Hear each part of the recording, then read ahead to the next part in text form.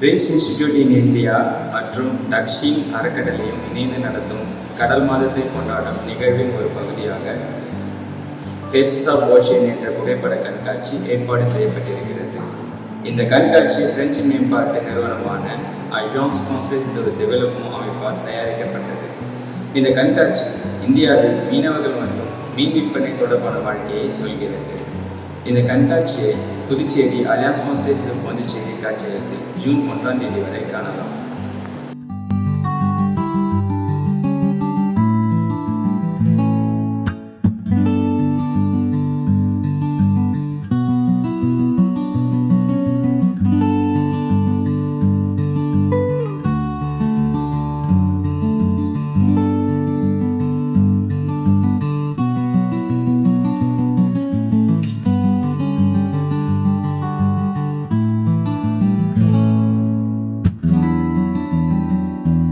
AFD French மேம்பாட்டு நிறுவனம் என்பது பிரெஞ்சு சர்வதேச மேம்பாட்டு நிறுவனமாகும்.